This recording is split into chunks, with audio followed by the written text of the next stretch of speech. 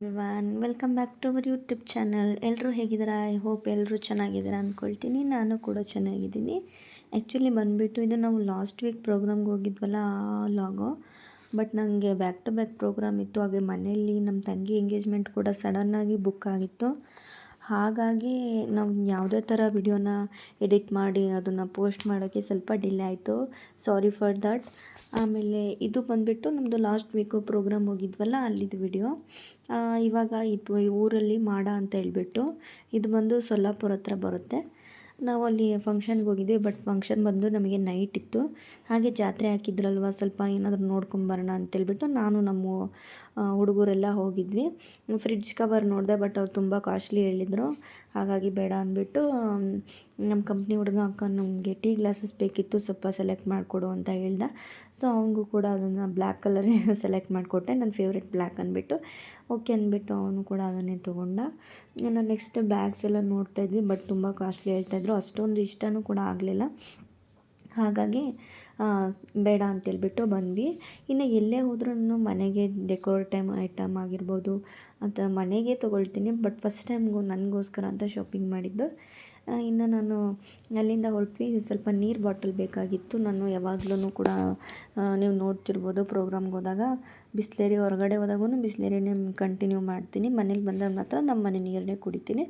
So ಜಾಸ್ತಿ ನೀರೇ ಕುಡಿಯಲ್ಲ ಅಂತೇಳ್ಬಿಟ್ಟು ಇದು ಒಂಥರ ಇಷ್ಟ ಆಯಿತು ನನಗೆ. ಇಷ್ಟು ಲಿಮಿಟ್ ಅಂತ ಇರುತ್ತೆ, ನಾವು ಎಷ್ಟು ಕುಡಿದಿದ್ದೀವಿ ಅಂತ ಗೊತ್ತಾಗುತ್ತೆ. ಸೊ ಹಾಗಾಗಿ ಇದನ್ನು ತೊಗೊಂಡೆ. ಇನ್ನು ನಾನು ಶಾಪಿಂಗ್ ಮಾಡಿದ್ದಕ್ಕೆ ಇದು ಫಸ್ಟ್ ಶಾಪಿಂಗ್ ಅಂತ ಹೇಳಿದ್ದಕ್ಕೆ ಎಲ್ಲರೂ ಕ್ಲಬ್ಸ್ ಆಗ್ತಾಯಿದ್ರು. ಇಷ್ಟೆಲ್ಲ ಜಾತ್ರೆ ಸುತ್ತಿಸಿ ಇವಾಗ ತೊಗೊಳಕ್ಕೆ ಸ್ಟಾರ್ಟ್ ಮಾಡಿದ್ದೀನಿ ಅಂತೇಳ್ಬಿಟ್ಟು. ಇನ್ನು ಪ್ರೋಗ್ರಾಮು ಕೂಡ ಲೇಟ್ ಇತ್ತಲ್ವ, ಹಾಗಾಗಿ ಎಲ್ಲರೂ ನೋಡೋಣ ಅಂಥೇಳಿ ಫ್ರೀ ಆಗಿದ್ದೀವಲ್ಲ ಅಂಥೇಳಿ ಹೋಗಿದ್ವಿ. ಇನ್ನು ಹುಡುಗರೆಲ್ಲ ನೋಡ್ತಾಯಿದ್ರು. ಅವ್ರು ಏನು ತೊಗೊಳ್ಬೇಕಂತಲೇ ಗೊತ್ತಾಗ್ತಿಲ್ಲ. ಅವ್ರಿಗೆ ಇನ್ನೇನು ಸ್ಪೆಕ್ಟು, ವಾಚು, ಪರ್ಸು ಇದೆ, ಈ ಥರ ಬಿಟ್ಟರೆ ಇನ್ನು ಹುಡುಗರಿಗೆ ಏನು ತೊಗೊಳೋದು ಪಾಪ, ಏನು ಅಂಥದ್ದೇನು ಹೇಳೋದಿಲ್ಲ ಅವ್ರು ತೊಗೊಳಕ್ಕೆ. ಅದನ್ನು ನೋಡಿದ್ರು ಅವ್ರು ಯಾರೋ, ಬಟ್ ಏನು ಬೇಡ ಅಂತೇಳ್ಬಿಟ್ಟು ಬಂದರು ನನ್ನ ಜೊತೆಲೇ. ಇನ್ನು ಅಲ್ಲಿ ಹೋಗಿ ಸ್ವಲ್ಪ ನಾನು ಕ್ಲಿಪ್ಸು, ಹೇರ್ ಆಕ್ಸೆಸರೀಸ್ ಬೇಕಾಗಿತ್ತು, ಅದನ್ನೆಲ್ಲ ತೊಗೊಂಡೆ. ಹಾಗೆ ನೋಡ್ತಾ ಇದ್ದೆ ಯಾವ್ದು ಚೆನ್ನಾಗಿದೆ ಏನು ಅಂತೇಳ್ಬಿಟ್ಟು. ಸ್ವಲ್ಪ ಕ್ಲಿಪ್ಸ್ ಎಲ್ಲ ಬೇಕಾಗಿತ್ತು ಅಂತೇಳ್ಬಿಟ್ಟು ಪರ್ಚೇಸ್ ಮಾಡಿದೆ. ಇನ್ನು ಅಲ್ಲಿಂದ ನೆಕ್ಸ್ಟು ಸ್ವಲ್ಪ ಮನೆಗೆ ಏನಾದರೂ ನೋಡೋಣ ಅಂತ ನೋಡಿದೆ. ಬಟ್ ಈ ಫ್ಲವರ್ಸ್ ಐಟಮ್ ಎಲ್ಲ ಜಾಸ್ತಿ ಇದ್ವು. ದೀಪಾವಳಿ ಬೇರೆ ಹತ್ರದಲ್ಲಿದೆ ಅಂತೇಳ್ಬಿಟ್ಟು ಮನೆ ಸಿಕ್ಕಾಪಟ್ಟೆ ಫ್ಲವರ್ ಐಟಮ್ಸೇ ತುಂಬಿಸಿದ್ದೀನಿ. ನನಗೆ ತಗೊಳ್ಳುವಾಗ ಇನ್ನೊಂದು ಸಲ, ಬಟ್ ಅದನ್ನೆಲ್ಲ ಕ್ಲೀನ್ ಮಾಡಬೇಕಲ್ವ ಮನೆಯಿಂದ. ನಾವು ಮನೇಲಿ ಬೇರೆ ಜಾಸ್ತಿ ಇರೋದಿಲ್ಲ, ಊರಿಗೆ ಹೋಗ್ತಾನೆ ಇರ್ತೀವಿ ಪ್ರೋಗ್ರಾಮ್ಸ್ಗೆ. ತುಂಬ ಡಸ್ಟ್ ಹಿಡಿಯುತ್ತೆ, ಅದನ್ನೆಲ್ಲ ಕ್ಲೀನ್ ಮಾಡೋಕ್ಕೆ ತುಂಬ ಹೆವಿ ಆಗುತ್ತೆ. ಹಾಗಾಗಿ ಈ ಥರ ಫ್ಲವರ್ಸ್ ಎಲ್ಲ ತೊಗೊಳೋದನ್ನು ನಿಲ್ಲಿಸ್ಬಿಟ್ಟಿದ್ದೀನಿ.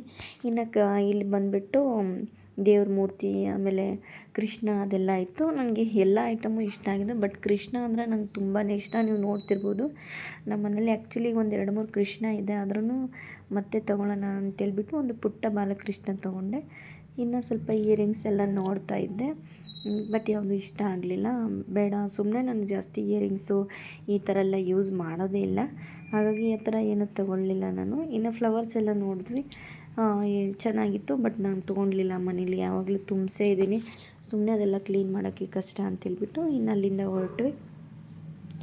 ಇನ್ನು ಇಲ್ಲಿ ಬಂದುಬಿಟ್ಟು ಇದು ಮಹಾರಾಷ್ಟ್ರದಲ್ಲಿ ಫೇಮಸ್ ಈ ಥರ ಸರ, ಚೇನು, ಅದನ್ನೇ ನೋಡ್ತಾ ಇದ್ದೆ. ಅದರಲ್ಲಿ ಒಂದು ತುಂಬಾ ಇಷ್ಟ ಆಯಿತು.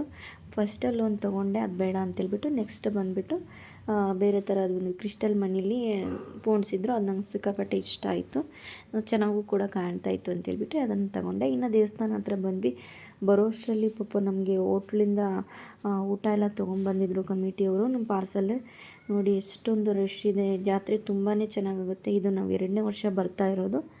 ಇನ್ನು ಬಂದಮೇಲೆ ಮತ್ತೆ ನಾವೇ ತೊಗೊಂಡ ಐಟಮ್ನ ನಾವು ಬಂದಮೇಲೆ ಏನು ತೊಗೊಂಡಿದ್ದೀವಿ ಅಂತ ಇನ್ನೊಂದು ಟೈಮ್ ನೋಡಿದ್ರೆ ಅಲ್ವಾ ಸಮಾಧಾನ ಆಗೋದು. ಸೊ ಅದನ್ನೆಲ್ಲ ಚೆಕ್ ಮಾಡ್ತಾಯಿದ್ದೆ, ಬಾಟಲ್ ಏನಾದರೂ ಡ್ಯಾಮೇಜ್ ಇದೆಯಾ ಏನಂತೇಳ್ಬಿಟ್ಟು. ಅಲ್ಲಿ ಅರ್ಜೆಂಟಲ್ಲಿ ನೋಡ್ಕೊಳ್ಳೋಕ್ಕಾಗಲಿಲ್ಲ. ಇನ್ನು ಬರುವಷ್ಟರಲ್ಲಿ ನಮಗೆ ಅಡುಗೆ ಎಲ್ಲ ಪಾಪ ಹೋಟೆಲಿಂದ ಪಾರ್ಸಲ್ ತೊಗೊಂಡು ಬಂದಿದ್ದರು. ಮಧ್ಯಾಹ್ನವೂ ಕೂಡ ನಮಗೆ ರೆಸ್ಟೋರೆಂಟ್ಗೆ ಹೇಳಿದರು. ಯಾರಿಗೂ ಕೂಡ ಹಸಿವಿರಲಿಲ್ಲ. ಹಾಗಾಗಿ ಸ್ವಲ್ಪ ಹೊತ್ತು ವೇಟ್ ಮಾಡಿ ಊಟ ಮಾಡ್ಕೊಳ್ಳೋಣ ಅಂಥೇಳಿ ಆಯಿತು. ಇನ್ನು ಶಾಪಿಂಗ್ ಎಲ್ಲ ಮುಗಿಸ್ಕೊಂಡು ಬಂದು ಇನ್ನು ಊಟಕ್ಕೆ ಕೂತ್ವಿ. ಊಟ ಫಂಕ್ಷನ್ ಎಲ್ಲ ನೈಟೆಲ್ಲ ಮುಗಿಸ್ಕೊಂಡು ಇನ್ನು ಅಲ್ಲಿಂದ ಹೊರಟ್ವಿ. ಇನ್ನು ನೆಕ್ಸ್ಟ್ ಡೇಯಿಂದ ಕಂಟಿನ್ಯೂ ಮಾಡಿದೆ ಲಾಗ್ನ. ಪ್ರೋಗ್ರಾಮ್ ನೈಟೆಲ್ಲ ಇದ್ದಿದ್ದರಿಂದ ನಿದ್ದೆ ಇರಲಿಲ್ಲ ಅಂತೇಳ್ಬಿಟ್ಟು ನಾನು ವೀಡಿಯೋನ ಕಂಟಿನ್ಯೂ ಮಾಡೋಕ್ಕಾಗಲಿಲ್ಲ. ಸೊ ನಮಗೆ ಅಲ್ಲಿಂದ ಹೊರಡುವಾಗ ಎಮರ್ಜೆನ್ಸಿ ಮತ್ತೊಂದು ಪ್ರೋಗ್ರಾಮ್ ಬುಕ್ ಆಯಿತು. ನಾವೇನು ಪ್ಲ್ಯಾನಿಂಗ್ ಇಲ್ಲದೆ ಬಂದಿದ್ವಿ. ಹಾಗಾಗಿ ನೈಟ್ ಅಡುಗೆ ಮಾಡ್ಕೊಳ್ಳೋಕ್ಕೆ ಅವ್ರು ಗ್ಯಾಸ್ ಎಲ್ಲ ಕೊಟ್ಬಿಟ್ರು ಅಂತೇಳಿ ಚಿಕನ್ ಕೂಡ ತೊಗೊಂಡು ಬಂದ್ವಿ. ಇನ್ನು ನಮ್ಮ ಕಂಪ್ನಿ ಹುಡುಗಂದು ಇವತ್ತು ಬರ್ಡೇ ಕೂಡ ಇತ್ತು, ನನ್ನ ತಮ್ಮಂದು. ಅವನದು ಬರ್ಡೇ ಸೆಲೆಬ್ರೇಟ್ ಮಾಡೋಕ್ಕೆ ಹೋಗಿ ಕೇಕ್ ಎಲ್ಲ ತೊಗೊಂಡು ಬಂದು ಚಿಕನ್ ಮಾಡ್ಕೊಂಡಿದ್ವಿ ಎಲ್ಲರೂ ಪಾರ್ಟಿನ. ಇನ್ನು ಕೇಕ್ ಎಲ್ಲ ಅಷ್ಟು ಇಲ್ಲಿ 1 kg ಸಿಗಲಿಲ್ವಂತೆ. ಸೊ ಹಾಗಾಗಿ ಇನ್ನು 1/2 kg 2 ತೊಗೊಂಬಂದಿದ್ವಿ. ಇನ್ನು ಕೇಕ್ ಎಲ್ಲ ಕಟ್ಟಿಂಗ್ ಮಾಡಿಬಿಟ್ಟು ಎಲ್ಲರೂ ಕೂಡ ಊಟ ಮಾಡ್ಕೊಂಡ್ವಿ. ನೈಟ್ ಆಲ್ರೆಡಿ ಒಂದು 10 o'clock ಏನೋ ಆಗಿತ್ತು. ನಾವು ಊರಿಂದ ಒಂದು 3 ಕಿಲೋಮೀಟ್ರ್ ನಾವು ಆಚೆ ಇದ್ವಿ. ಇಲ್ಲಿ ಯಾವುದೇ ಥರ ಅಂಗಡಿ ಏನೂ ಇರಲಿಲ್ಲ. ಹಾಗಾಗಿ ಸ್ವಲ್ಪ ಎಲ್ಲ ಗ್ರಾಸರೀಸ್ ತೊಗೊಂಡು ಬಂದು ಎಲ್ಲನೂ ಜೋಡಿಸ್ಕೊಂಡು ಕೇಕೆಲ್ಲ ತೊಗೊಂಡು ಬಂದು ಅಡುಗೆ ಮಾಡೋದು, ಊಟ ಮಾಡೋದಕ್ಕೆ 12 ಗಂಟೆ ಏನೋ ಆಯಿತು. ಎಲ್ಲರೂ ಸ್ವಲ್ಪ ರೆಸ್ಟ್ ಮಾಡಿದ್ವಿ ಅಲ್ಲೇ. ಇನ್ನು ನೆಕ್ಸ್ಟ್ ಡೇಯಿಂದ ಬೆಳಗ್ಗೆನೇ ಹೋಗಿ ಸ್ವಲ್ಪ ಟೀ ಎಲ್ಲ ಕುಡಿದು ಫ್ರೆಶ್ ಅಪ್ ಆಗಿ ಇನ್ನು ಅಡುಗೆ ಎಲ್ಲ ಉಳಿದಿತ್ತು, ಎಲ್ಲರೂ ಅದನ್ನೇ ಊಟ ಮಾಡಿಕೊಂಡ್ರು. ನನಗೆ ಸ್ವಲ್ಪ ಹೀಟಾಗಿತ್ತು, ಕಂಟಿನ್ಯೂ ಪ್ರೋಗ್ರಾಮ್ ಬೇರೆ ನಿದ್ದೆ ಇಲ್ಲದಕ್ಕೆ ಸ್ವಲ್ಪ ಎಳ್ನೀರೆಲ್ಲ ಕುಡಿದು ಇನ್ನು ನಾವು ಕೂಡ ಊಟ ಮಾಡಿಕೊಂಡು ಇನ್ನು ಸ್ನಾನ ಎಲ್ಲ ಮಾಡಿ ಫ್ರೆಶ್ ಅಪ್ ಆಗಿ ಪ್ರೋಗ್ರಾಮಿಗೆ ಬಂದ್ವಿ. ಇದು ದೇವ್ರ ಜಾತ್ರೆ ಇತ್ತು. ಬರುವಾಗ ದೇವಸ್ಥಾನ ತುಂಬ ಚೆನ್ನಾಗಿತ್ತು. ಹೋಗಿ ಎಲ್ಲ ದರ್ಶನ ಕೂಡ ಮಾಡ್ಕೊಂಡು ಬಂದ್ವಿ. ಇನ್ನು ದೇವರೆಲ್ಲ ರೆಡಿ ಮಾಡ್ತಾಯಿದ್ರು. ಅಷ್ಟರಲ್ಲಿ ನಮ್ದು ಏನಿದೆ ನಾವೆಲ್ಲ ರೆಡಿ ಮಾಡಿಕೊಂಡು ವೇಟ್ ಮಾಡ್ತಿದ್ವಿ. ಬಟ್ ಪ್ರೋಗ್ರಾಮ್ ಸ್ಟಾರ್ಟ್ ಆಗಿದೆ 7 ಗಂಟೆಗೇನೋ ಆಯಿತು. ಇನ್ನು ಪ್ರೋಗ್ರಾಮ್ ಎಲ್ಲ ಮುಗಿಸ್ಕೊಂಡು ಸಡನ್ನಾಗಿ ನನ್ನ ತಂಗಿ ಎಂಗೇಜ್ಮೆಂಟ್ ಬುಕ್ ಆಗಿತ್ತು ಅಂತೇಳಿ ನಾನು ಕೂಡ ಊರಿಗೆ ಬಂದೆ. ಇನ್ನು ಮನೆಗೆ ಹೋಗಿ ಫ್ರೆಶ್ ಅಪ್ ಆಗಿ ಗಾಡಿ ತೊಗೊಂಡು ಅಮ್ಮರ ಮನೆಗೆ ಬಂದೆ.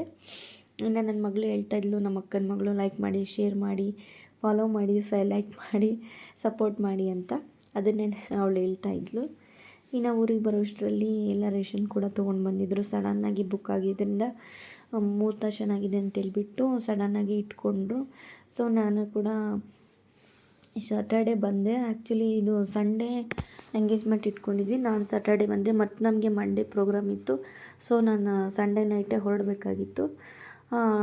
ಬಂದ್ವಿ. ಇನ್ನು ಬರೋಷ್ಟರಲ್ಲಿ ಎಲ್ಲ ಮೇಲ್ಗಡೆ ಭಟ್ರು ಅಡುಗೆಗೆಲ್ಲ ಜೋಡಿಸ್ಕೊಳ್ತಾಯಿದ್ರು. ಈ ಕಡೆ ಇಲ್ಲಿ ಸ್ವೀಟ್ ಎಲ್ಲ ರೆಡಿ ಮಾಡ್ತಾಯಿದ್ರು.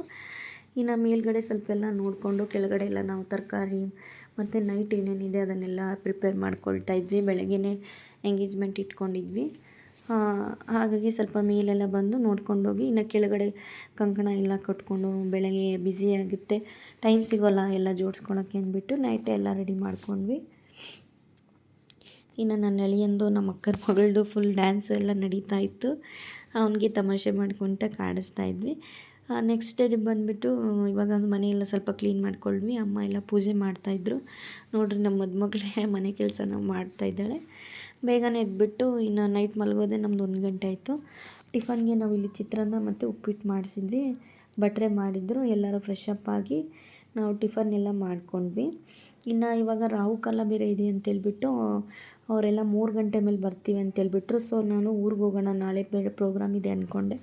ಬಟ್ ನಮ್ಮ ಮನೆಯವರು ನೈಟ್ ಬಸ್ ಬುಕ್ ಮಾಡ್ತೀನಿ, ನೈಟೇ ಬಂದುಬಿಡು ಎಲ್ಲ ಮುಗಿಸ್ಕೊಂಡು ಹೋಗಿದ್ಯಾ ಹೇಗಿದ್ರೂ, ನಾನು ಕೂಡ ಇಲ್ಲ ನೀನಾದರೂ ಮುಗಿಸ್ಕೊಂಡು ಬಾ ಅಂತ ಹೇಳಿದರು. ಸೊ ಹಾಗಾಗಿ ಎಲ್ಲ ಫಂಕ್ಷನ್ನೇ ಮುಗಿಸ್ಕೊಂಡು ಹೋಗೋಣ ಅಂದ್ಬಿಟ್ಟು ನನಗೂ ಒಂದು ಖುಷಿ ಆಯಿತು.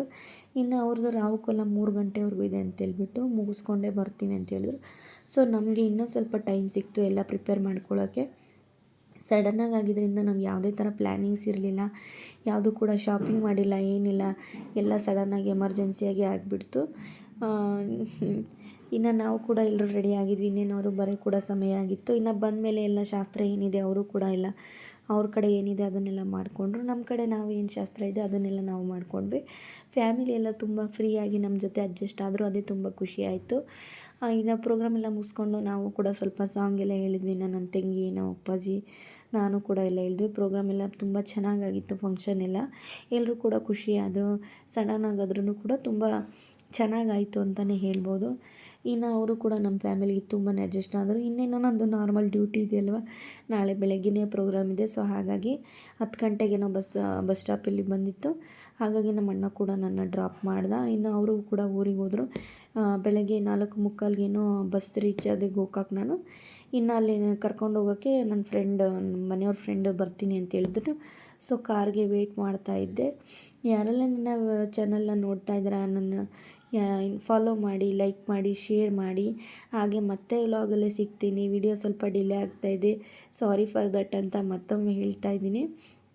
ಎಲ್ಲರೂ ಲೈಕ್ ಮಾಡಿ, ಶೇರ್ ಮಾಡಿ, ವಿಡಿಯೋನ ಪೂರ್ತಿ ನೋಡಿ ಅಂತ ಕೇಳ್ಕೊಳ್ತೀನಿ. Thank you for watching. See you the next vlog. Bye.